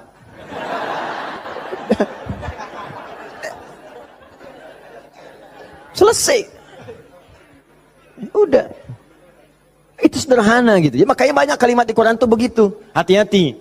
Ya, orang yang merencanakan pembunuhan berencana, Quran surah 4 misalnya kan, An-Nisa. Ya, misal, dia ayat ke 92-nya. Wa may yaqtul mu'minan muta'ammidan fajaza'uhu jahannam. Orang yang sengaja merencanakan pembunuhan, satu orang beriman saja, maka dia sudah pesan kapling neraka jahanam. Khalidan fiha, kekal di dalamnya. Wa ghadiballahu alaihi, Allah murka kepadanya. Wa la'anahu dila'nat wa 'adalahu 'adzaban 'azima, dan dijanjikan siksa yang dahsyat. Siapa yang pengen pesan kapling di neraka jahanam? Maka muncul yang seperti itu, datang. Saya kembalikan ke sini, maka caranya adalah buka dulu ini nih. Buka dulu sekatnya. Tidak ada yang sempurna. Makanya Nabi Adam ketika kemudian ditempatkan di surga, surga ujian ya, bukan surga yang akan kita tempati. Dari mana dalilnya Ustaz? Karena di surga nanti kita itu sudah nggak ada ibadah lagi. Nggak ada ibadah. Nggak ada yang salat lagi, nggak ada yang puasa lagi. Cukup di dunia aja. Di akhirat tinggal mendapatkan hasilnya. Kita panen nanti. Ya, jangan terlampau soleh. Cita-cita di surga supaya bisa sholat tahajud. Allah, bapak itu terlampau soleh. Udah tahajud di dunia aja. Nyampe sana tinggal nikmati. Tinggal dinikmati. Kebiasaan dunia masuk semua. Ya Allah, makan nikmat, pengen anggur, gak usah jauh-jauh, tinggal ngambil. Masya Allah. Ustaz merokok boleh nggak? Oh, silakan, ambil apinya di neraka. Ya.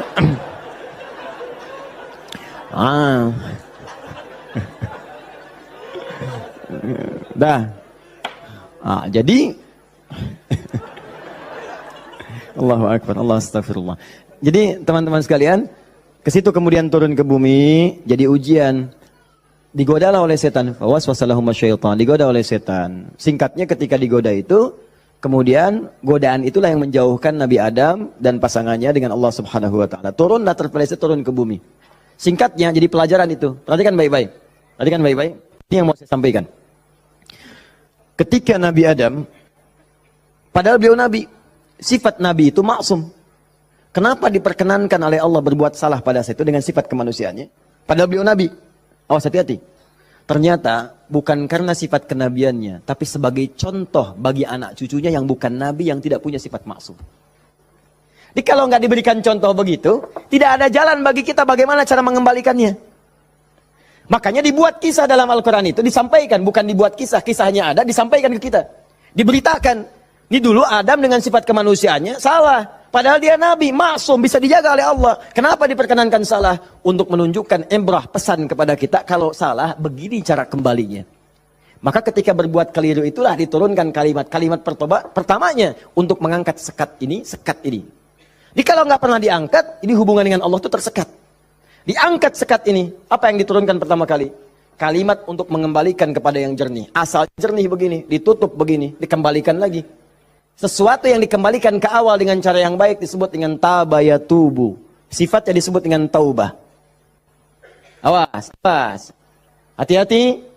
Maka Allah turunkan kalimat pertama ketika turun ke muka bumi. Kalimat pertamanya, Quran surah kedua ayat 37. Fatalaqa Adamu min rabbihi kalimatin fataba alaih. Maka Allah turunkan kalimat taubat. Taubat itu maksudnya kembali kepada jalan yang baik. Tadi tersekat, buang sekatnya, balikin lagi ke awal.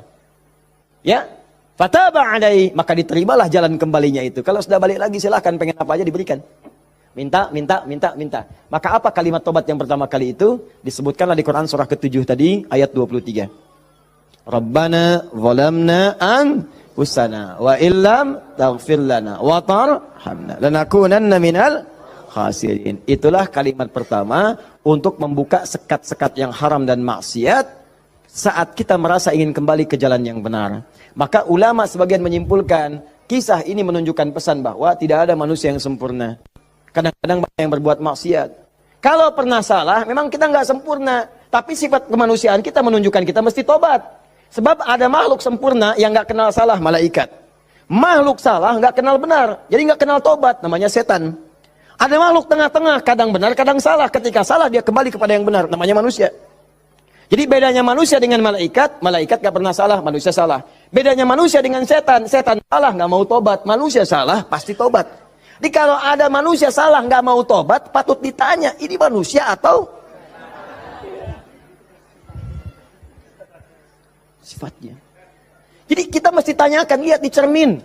Kalau Anda pernah punya salah, pasang cermin yang besar, tanya, kamu ini manusia apa setan? Manusia. Setan. Manusia. Setan. Saya manusia. Saya mesti tobat. Kamu kalau nggak tobat sekarang, wafat kamu. Tuliskan. Gak tobat, wafat. Tuliskan. Sujud Anda, bangun malam, minta, nangis, minta, tobat. Kalimat itu. Makanya setelah kalimat itu dibacakan, baca, muncullah kemudian ayat 26, 27-nya itu. Ya bani Adama, la yaftinannakumus syaitanu, kama akhraja abawaikum minal jannah. Hei anak cucu Adam, anak cucuku, disebut anak cucu. Jadi kisah tadi itu buat kita yang bukan nabi, bukan rasul. Jangan sampai kamu digagalkan oleh setan, digoda setan. Seperti dulu bapak ibumu, kakek nenekmu, dipelesetkan begitu. Kamu jangan sampai terjadi seperti itu lagi. Kalau kejadian, begini cara pulangnya. Makanya kalau ingin berdoa, pertama kali sebelum meminta, lulus ujian kah, lancar rezeki kah, damai di rumah tangga, buka dulu sekatnya. Supaya apa yang kita minta mudah masuk semuanya. Jelas? Buka. Kalimat pertama standarnya, Rabbana zalamna anfusana wa illam taghfir wa tarhamna lanakunanna minal. Ini yang paling standar, dosa standar. Ya, dosa standar itu jangan dipahami harus dilakukan, tidak.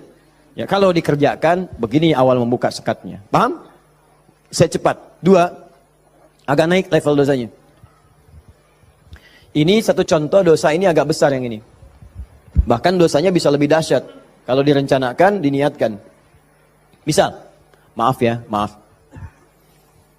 Saya pun mengagendakan nanti di tahun ini mudah-mudahan bisa Allah berikan kesempatannya. Saya pengen juga bisa safari ke pesantren-pesantren, ya, lembaga permasyarakatan, ya, Sukamiskin misalnya, kemana lagi, bisa lihat. Saya pengen sampaikan kepada mereka bahwa Anda nggak ada yang sempurna. Tidak ada yang sempurna. Semua orang pernah berbuat salah. Cuman kita bisa berubah. Dan banyak di masa lalu orang yang banyak salah. Ada pemabuk, pezina, pembunuh, dan mereka memilih tobat. Dan ternyata dijamin surga oleh Allah Subhanahu Wa Taala lewat lisan Nabi. Kenapa kita nggak bisa? Ini dosa yang pernah dilakukan dalam kasus pembunuhan. Kalau yang ini tidak sengaja, sifatnya tidak sengaja. Ini contoh, diperkenankan oleh Allah sebagai contoh. Kalau orang berbuat seperti itu, bagaimana cara baliknya? Kenal Nabi Musa? Kenal. Luar biasa, Nabi Adam kenal, Nabi Musa kenal. Jangan-jangan Firaun juga kenal. Ya Allah. Saya tuh kalau Firaun suka ingat suka bumi itu hubud dunia. Suka bumi hubud dunia, suka hubun bumi dunia. Saya tanya di panggung, ada yang kenal Firaun? Kenal. Masya Allah. Di sini masih agak mendingan lah Nabi Adam, Nabi Musa. Sana Firaun. Nabi Musa paham semua kisahnya. Secara singkat kemudian sedang beliau berpetualang. Secara singkat ya. Jalan menemukan dua orang berselisih. Berselisih sampai mau berantem. Dipisah sama Nabi Musa. Dipisah. Udah dipisah sama beliau, pisah, jangan begini, ini gak bagus. Dipisahin singkatnya. Saat dipisahin itu, ini belum ada pengangkatan sebagai nabi, ya. Saat dipisahkan itu, tiba kemudian, ternyata salah satu yang berselisih itu adalah dari kelompoknya, kampungnya lah, golongannya. Sama-sama tanah kusir misalnya gitu kan. Malah ngadu, Musa kamu gimana? Kamu kan teman saya, sekampung kita nih, ini merendahkan kita nih. Ayo keroyak bareng-bareng. Ini provokasi kata Musa, diluruskan oleh Musa. Diluruskan.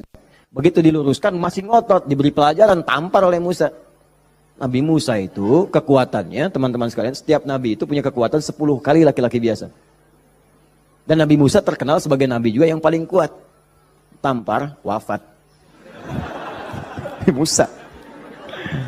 Alhamdulillah Nabi kita Nabi Muhammad. Ya, Nabi Musa juga baik, semua nabi baik, semua nabi baik. Ingat, jangan dipotong kalimat saya, nabi kita semuanya baik. Semua baik, semua baik, semua baik. Semuanya baik, semuanya baik. Baik, tampar, wafat. Begitu ditampar, padahal Musa melakukan sesuatu yang benar dan gak ada niat memberi pelajaran aja niatnya memberi pelajaran bagus, memang benar. Tapi begitu kemudian dia wafat, ada perasaan bersalah. Apa doanya kemudian pada saat itu diabadikan dalam Al-Quran? Rabbi inni zalamtu nafsi faghfirli. Yang indah fataba alaihi. Rabbi inni zalamtu nafsi, ya Allah aku salah, zalim saya. Padahal gak diniatin loh Pak Bu. Gak diniatin. Cuman kejadian gitu kan. Dan itu belum ada pengangkatan sebagai nabi, belum. Nanti diangkatnya setelah bertemu nanti kisah yang lainnya. Di secara singkatnya, terjadilah peristiwa itu, lalu turunlah kemudian diabadikan doanya dalam Al-Quran. Rabbi inni zalamtu nafsi. Jadi kalau ada di antara kita, misal, pernah berbuat siapapun, tingkat kesalahannya sampai ke sini, tidak sengaja, atau pernah berbuat yang serupa, cepat taubat. Karena kalimatnya sudah turun. Nanti kalau sampai hari kiamat gak taubat, lebih berat lagi. Coba mau berkata apa di hadapan Allah Subhanahu wa taala? Hei, aku kan dah turunkan kalimat di bumi supaya kamu tobat. Kamu kan pernah bunuh orang kan? Tanggal sekian, jam sekian, kamu kejar-kejar, kamu tembak, kamu bom, kamu bunuh, kamu tusuk, kamu pukul, kamu macam-macam kan? Ada semua rekamannya terbuka. Aku turunkan kalimat tobat lengkap dengan kisah tuntunannya. Kenapa kamu nggak tobat? Mau jawab apa? Allah sudah kasih cara pulang tapi nggak digunakan. Allah nggak salah kan di situ? Diturunkan kalimatnya dan bahkan dijamin fataba alaih, diampuni oleh Allah. Ayo balik lagi. Makanya 2000 tahun setelah Nabi Musa, lahir Nabi Muhammad SAW, itu diantara sahabat-sahabat yang jadi sahabat terbaiknya, kan dulu banyak yang hobinya juga begitu, jahiliyah. Ada yang hobinya berkelahi. Kenal Umar bin Khattab? Umar bin Khattab radhiyallahu ta'ala anhu, luar biasa. Tegas, kekar, wah senang duel sebelum masuk Islam. Siapa yang berani dengan saya? Ayo naik ke bukit itu, Jabal Qubais ditunjuk, bukit paling favorit. Naik ke sana, yang sekarang ada istana raja di situ, ya di samping Zam-Zam itu. Naik. Sebelum berduel dengan saya, pamit dulu pada ibu yang telah melahirkannya, karena dia akan pulang tanpa nama. Umar, Allahu Akbar. Apa yang terjadi? Masuk Islam, halus. Tersentuh, masuk Islam. Lalu kasarnya berubah menjadi tegas, dipakai melindungi Nabi SAW, dipakai menegakkan syariat dengan baik. Kehalusannya muncul, sampai datang tengok orang jadi khalifah, perhatikan orang, luar biasa. Tegasnya muncul. Ya, waktu Abdullah bin Ubay bin Salul itu, seorang munafik, kalau sholat di belakang Nabi, saf paling depan. Tapi begitu bubar, provokator paling pertama Abdullah bin Ubay bin Salul.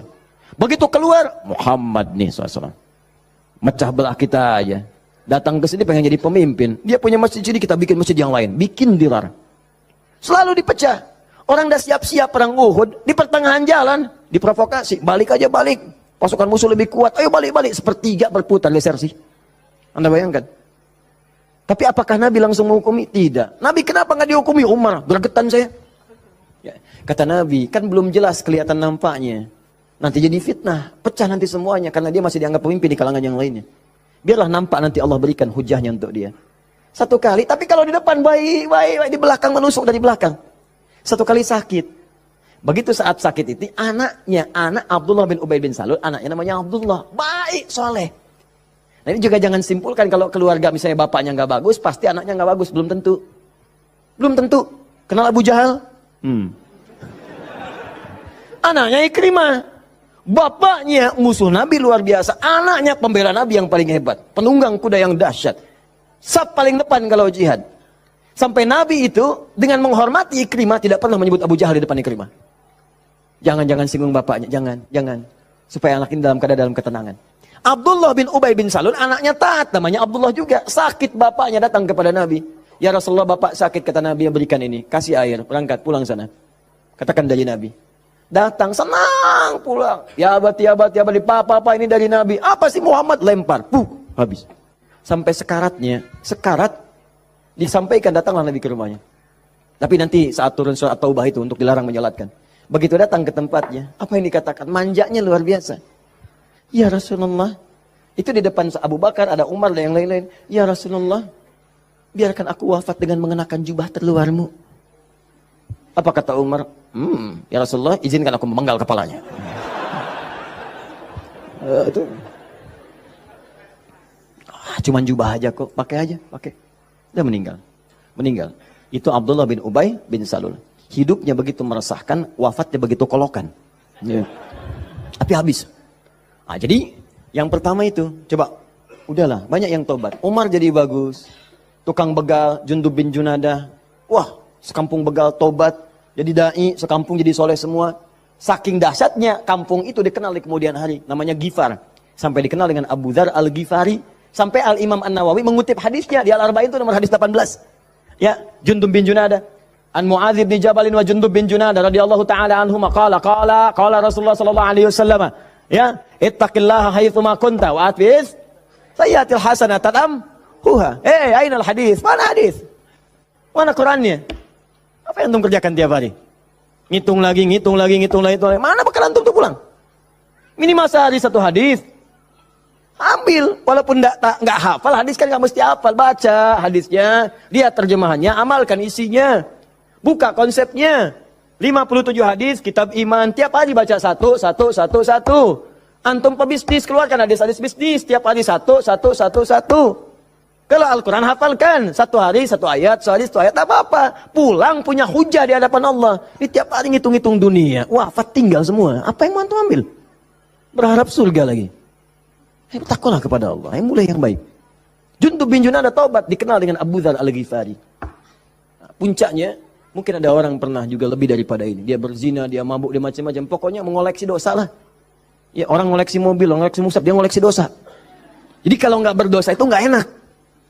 Kamu ngapain aja, si fulan sudah begini. Oh masa besok saya lakukan yang lebih daripada itu. Jadi ngoleksi dosa, tumpuk dia. Yang begini pun, itu masih diberikan kesempatan Allah dengan oleh Allah diturunkan satu kalimat. Yang kalau dikerjakan, diamalkan isinya, diterima taubatnya. Turunlah Quran surah 39 ayat 53 tadi. Qul ya ibadiyalladzina asrafu ala anfusihim la taqnatu min rahmatillah. Muhammad katakan pada hamba-hambaku yang dosanya sudah israf. Israf itu melebihi dasar cukup. Lebih. Mubazir. Banyak. Datang ke pernikahan, ada prasmanan, orang sekali dia 10 kali. Israf.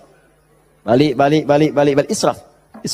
Ini ada israf dalam dosa. Itu pun kalau mau taubat kata Allah, la taqnatu min rahmatillah. Jangan puasa dari rahmat Allah. Innallaha yaghfirudz dzunuba, Allah ya Rahman. Allah ya Rahim. Allah akan mengampuni semua jenis dosa sepanjang kau mau taubat. Di kadang-kadang Allahnya sudah pengen ngampunin, manusia yang nggak pengen. Fir'aun kan gitu, kurang apa lagi diutus 2 nabi langsung.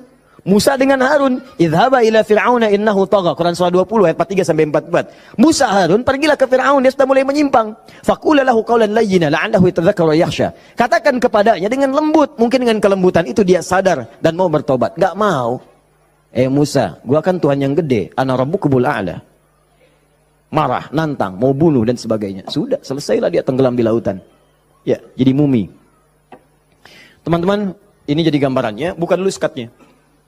Kalau dibuka, ini yang terakhir, kalau dibuka begini, ternyata bukan cuma skatnya, dalamnya kotor. Kotor. Kalau ini kan masih bersih, diminum juga bisa. Masa sih Ustadz? Betul, contoh, bismillah. Alhamdulillah.